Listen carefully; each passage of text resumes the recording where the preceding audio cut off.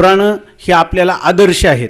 आदर्श याचा अर्थ त्यांचं जीवन आरशासारखं आपण पाहायचं आणि आपल्या जीवनामध्ये त्यांना आलेल्या प्रसंगाच्या वेळेला त्यांनाही प्रसंग आले आणि आपल्या जीवनात प्रसंग आहेत.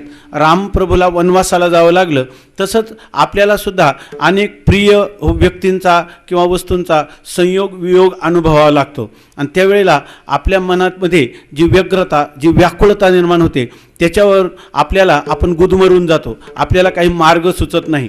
पण ज्या वेळेला आपण ही पुराणं वाचतो तर त्याही काळामध्ये त्यांना प्रियांचे संयोग, नल दमयंतीचा विरह आहे, तसा आपल्या जीवनात प्रिय व्यक्तींचा विरह संभू शकतो, त्यांचा संयोग आणि वियोग होऊ शकतो. इतकंच नाही तर त्यांनी सांगितलं आपल्याला तर अशी सवय लागलेली आहे की आपल्या जीवनामध्ये सुखाला कोणती तरी व्यक्ती, कोणता तरी विषय किंवा पदार्थ याच्यावरून जणू काही जीवनामध्ये निर्विषय सुख नावाचा पदार्थ आहे हे आपल्या कधी गावी नाही.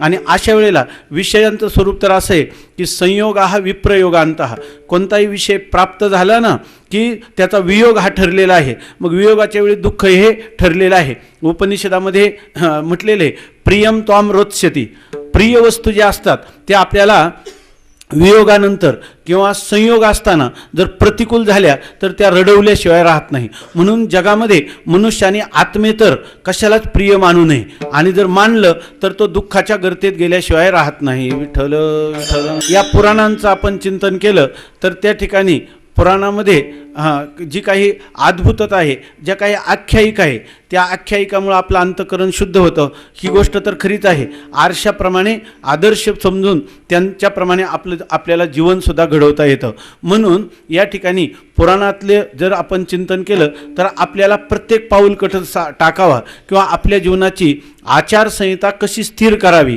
किंवा कोणत्या देशात कोणत्या काळात कोणत्या वस्तूशी संबंध झाला असताना आपल्याला अशा प्रकारचा तत्काल शीघ्र अशा प्रकारचा निर्णय करता यावं, आपली प्रत्युत्पन्नमती व्हावी की ज्या क्षणी जो प्रसंग आला त्या प्रसंगातून आपल्याला मार्ग काढता यावा. यासाठी जर कोणतं चिंतन पाहिजे तर ते पुराणांचं चिंतन पाहिजे.